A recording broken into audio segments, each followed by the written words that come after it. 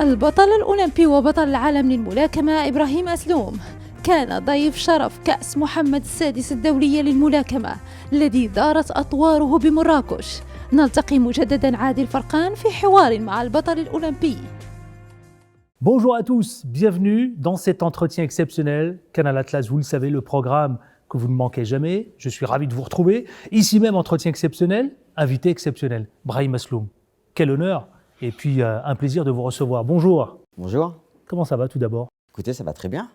Vous êtes un invité d'honneur dans le cadre de ce trophée, évidemment sous le patronage de Sa Majesté, ici même au Maroc, à Marrakech.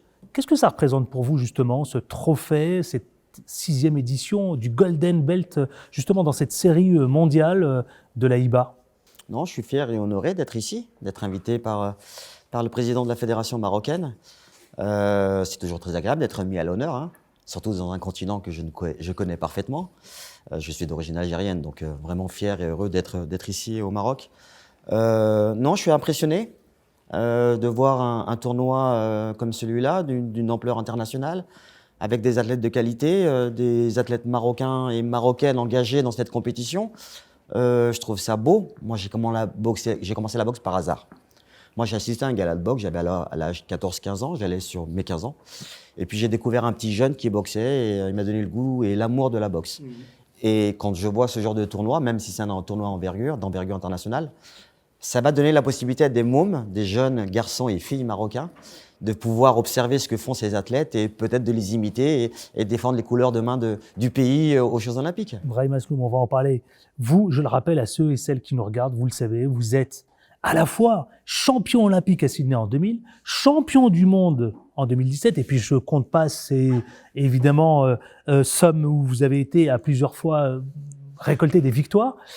Quand vous êtes ici à Marrakech, on a assisté évidemment à ce lancement, j'ai envie de dire, lancement africain de cette série mondiale de la boxe. Est-ce que la boxe aujourd'hui, je vous pose la question, elle séduit toujours notre jeunesse, et notamment cette jeunesse africaine? Oui, elle séduit. Il n'y a pas de question à se poser là-dessus. Il y a un vivier ? La boxe existe depuis la nuit des temps. On est déjà dans le ventre de nos mamans qu'on donne déjà des coups. Donc c'est quelque chose que l'être humain a en lui. C'est un sport qui est très cyclique. Donc il y a des hauts et des bas. On dépend beaucoup de paramètres. L'un des premiers paramètres, c'est bien évidemment d'avoir une infrastructure et des instances sur le territoire qui nous permettent de s'épanouir, d'apprendre et d'évoluer. Le deuxième paramètre, pour qu'un sport comme le nôtre puisse grandir dans un pays, il faut des locomotives.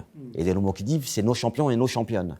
Le Maroc a toujours fourni, aussi bien aujourd'hui que par le passé, des athlètes de haut niveau, des athlètes performants, et c'est ce qui a permis de continuer et de pouvoir promouvoir la boxe ici au Maroc. Vous êtes toujours consultant, commentateur, chroniqueur, radio et télé. On connaît évidemment le succès que vous avez sur ce volet-là. J'aimerais vous poser une question, Brahim Asloum, une question d'actualité. Elle a été d'ailleurs abordée ici même avec le président de la fédération donc, de l'IBA, M. Kremlev. Clairement, le CIO, il a adressé plusieurs messages, ses préoccupations à l'IBA. Est-ce qu'ils sont entendus? Est-ce qu'il n'y a pas un bras de fer qui s'est installé à la fois entre le président Kremlev de l'IBA et le CIO? Oui, il y a un bras de fer. Il est évident. La seule chose qui peut me perturber, c'est que ce soit les athlètes qui payent le prix dur, le prix fort de cette situation. Il y a la géopolitique, il ne faut pas se le cacher. Mais avant que M. Kremlin devienne président de l'IBA, la problématique de la boxe, là où le CIO a vraiment pointé, c'était sur l'arbitrage et la gouvernance. L'arbitrage, parce qu'on a vu durant plusieurs Olympiades, beaucoup de boxeurs, malheureusement, se faire enlever une victoire. Et bien évidemment, ça change une vie. C'est assez violent pour un athlète. Vous savez, quand on fait de la boxe, on est de milieux défavorisés, on sait que c'est un ascenseur social, on sait que c'est un accélérateur, on se bat, entre guillemets, à armes égales. Donc on n'aime pas l'injustice.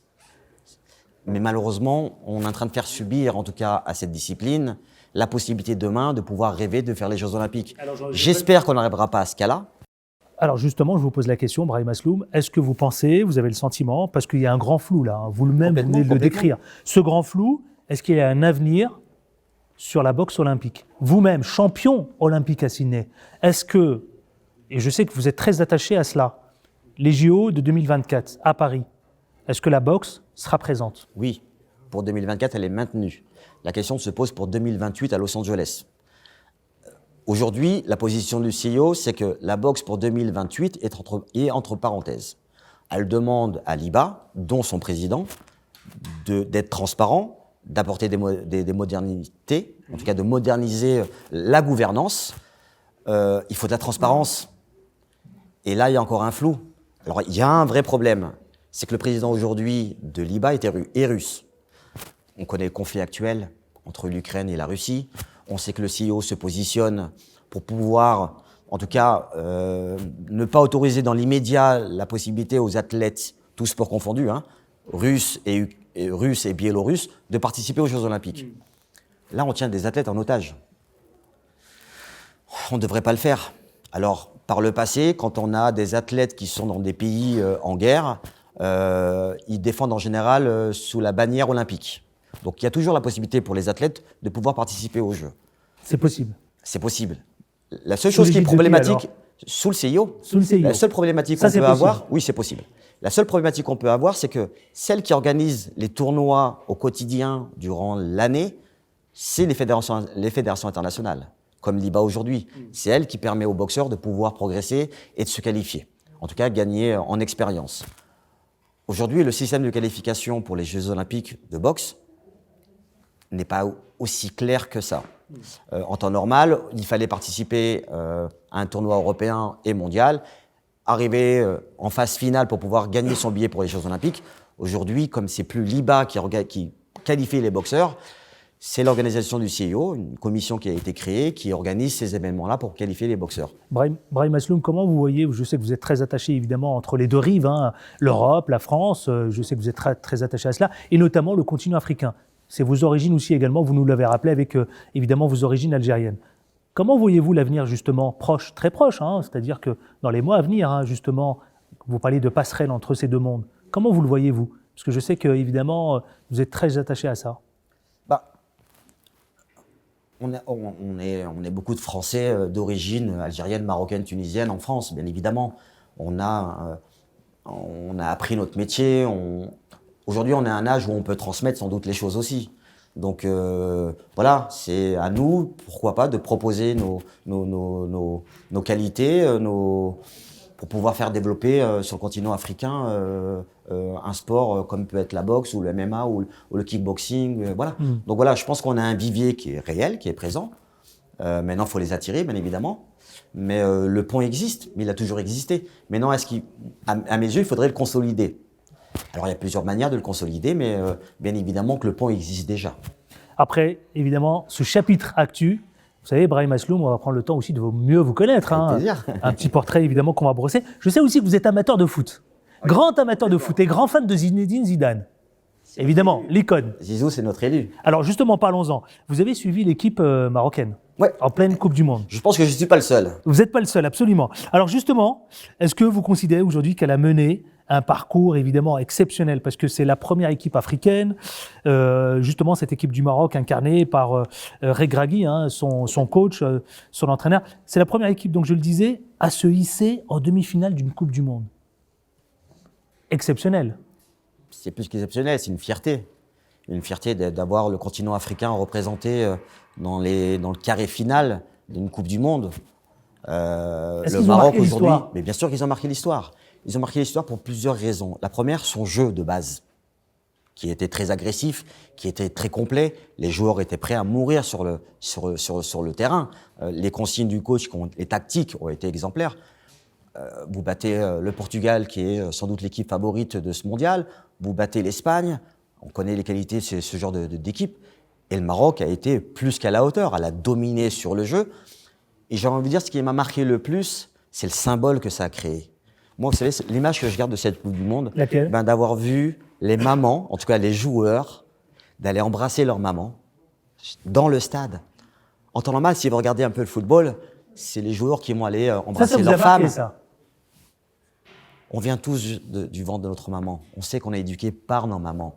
Et le symbole… Et je sais que votre mère a un rôle primordial famille de 10 enfants. dans ce que vous avez entrepris. Hein. Complètement. Je viens d'une famille de 10 enfants, donc je sais ce que c'est que la difficulté d'élever des garçons et des filles.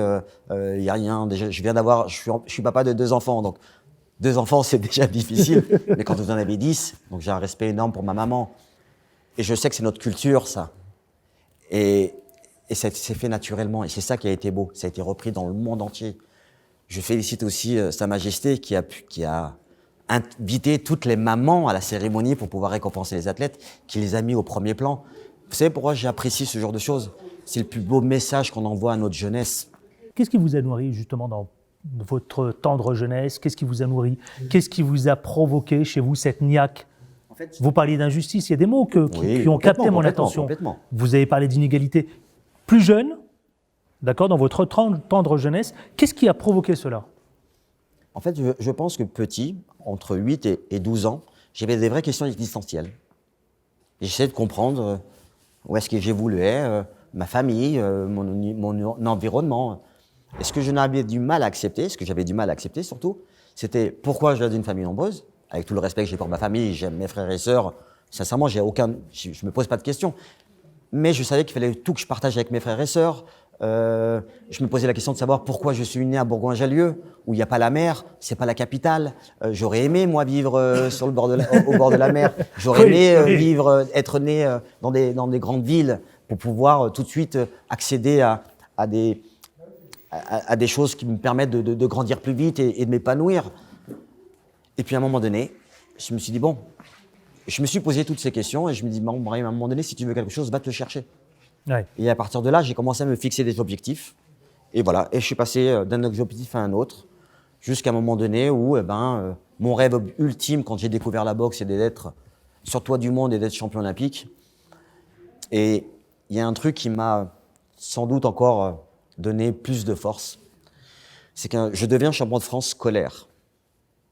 Et je suis dans le journal Dauphiné-Savoie, ma région. Et donc, la maison, tout le monde était très euphorique au sein du foyer. Et puis, je décide, quand la tension un peu a baissé, je décide de sortir dehors. Mon père m'interpelle, mais on n'est que tous les deux. Oui. Mon père, c'est pas un parleur, c'est quelqu'un qui parle avec les yeux. Et il y avait son nom dans le journal en gras majuscule. Et avec son doigt, il me montre son nom de famille. Et il me dit, mon fils, ça, c'est dans toute la France. Ça vous a touché? Et je lui dis, non, papa, c'est que dans la région, mais je te jure qu'un jour, ça sera dans le monde entier. Ouais. Quand j'ai vu mon père, ce que ça lui procurait, en fait, en lui disant, j'ai cru à ce que je lui disais. Et j'ai travaillé pour essayer d'arriver à exaucer ce que je lui avais promis. 4 ans après, je deviens champion olympique. Ça vous émeut, ça? Si ça ne m'émeut pas, il n'y a rien qui peut m'émouvoir. Ouais. C'était la plus belle chose que je pouvais donner à mon père. Moi, C'est la meilleure chose, c'est l'accomplissement de tout un... Je viens d'une famille de 10 enfants, je suis le 4e. Je suis fragile au sein de ma famille. À 16 ans, je fais 1m42 pour 34 kilos. Je dois faire des piqûres d'hormones de croissance. Ma famille s'inquiète pour moi.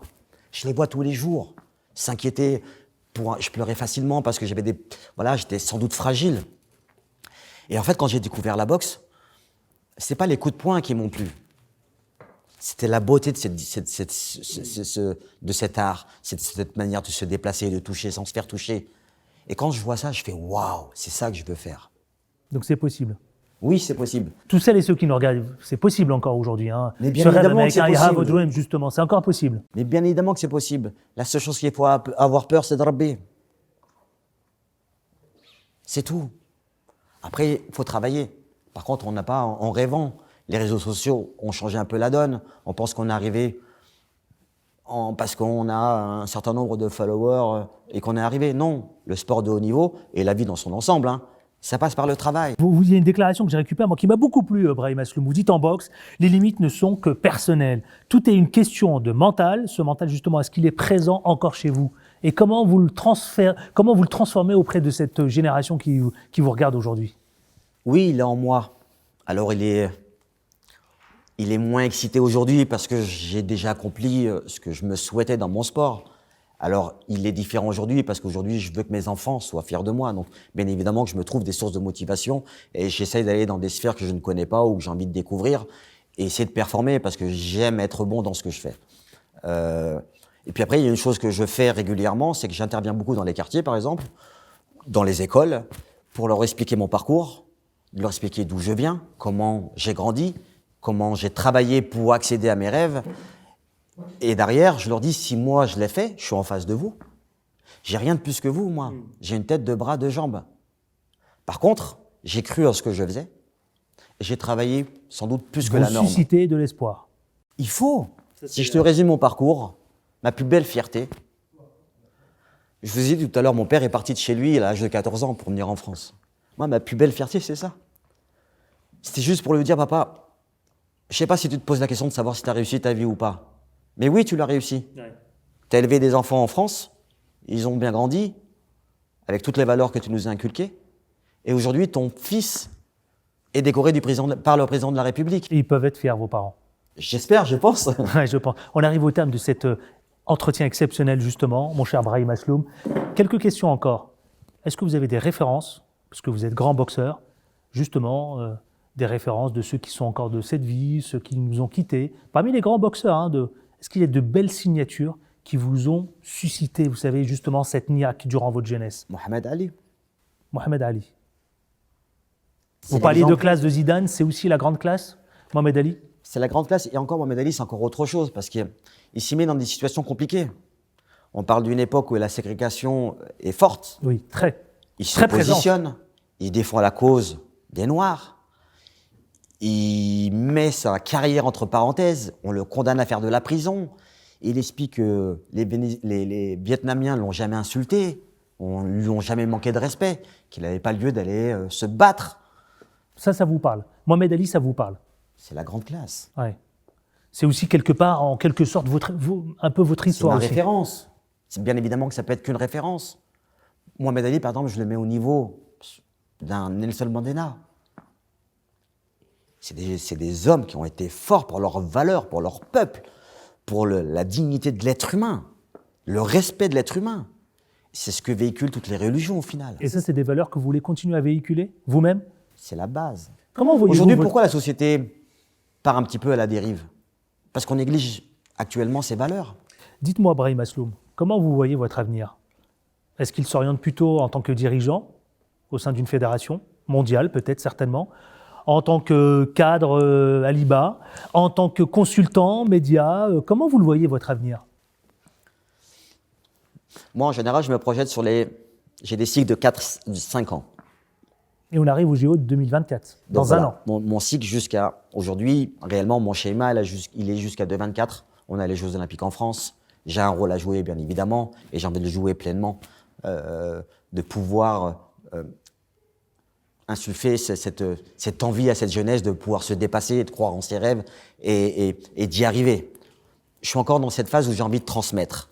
Bien évidemment que je vais arriver à un âge où j'ai peut-être envie de me poser et sans doute essayer de régler toutes ces imperfections que j'ai vécues durant ma carrière, mon expérience et ma vision dans son ensemble, pour pouvoir améliorer les petites choses, pour que la nouvelle génération ne subisse pas ce que nous, on a pu subir. Voilà, c'est de transmettre et d'essayer de leur faciliter le chemin, quoi. Présider une grande fédération? Je sais pas, je crache pas sur l'avenir parce que je n'ai aucune idée. Sincèrement, Adil, ça serait mentir. Il y a Karabé qui sait ce que je vais faire demain. Après, je travaille aujourd'hui. En tout cas, tout ce que je fais aujourd'hui, je le fais avec passion et j'ai besoin de ça, en fait. Mon moteur, c'est la passion. Dernier mot, pour celles et ceux qui vous regardent, qu'est-ce que vous avez envie de livrer comme message? De croire en vous. Vous savez, la seule chose qui est gratuite dans ce monde, c'est de rêver. Et personne n'a le droit de vous dire que vous avez le droit ou pas le droit de rêver à telle ou telle chose. Personne n'a le droit de vous dire que vous n'y arriverez pas. Ils ont le droit de le penser. Mais il n'y a que vous qui savez si vous avez le droit ou vous pouvez le faire ou pas. Après, ça passe par du travail, peu importe la discipline qu'on en a envie. C'est de se fixer un objectif, de croire en son objectif, même s'il est dur. Et au contraire, j'ai envie de vous dire, fixez-vous des objectifs qui sont très élevés. Donc, ne rien lâcher. Ne rien lâcher. Mais je sais que c'est votre expression, donc on ne lâchera rien. Brahim Asloum, un grand merci à vous. Bravo tout d'abord et un grand merci à vous. Je le rappelle à celles et ceux qui nous regardent justement, vous savez, champion olympique à Sydney en 2000, champion du monde WBA, c'est pas rien, 2007. Et puis évidemment aujourd'hui, consultant média, commentateur sportif, que vous allez retrouver très vite prochainement sur les chaînes de télévision. Merci à vous, c'était un vrai plaisir. Plaisir partagé. On a passé un excellent moment. Merci à vous d'avoir suivi cet entretien. Et puis vous savez, hein, restez fidèles et on se retrouve très très vite pour un autre entretien exceptionnel. Et d'ici là, on ne lâche rien et prenez soin de vous.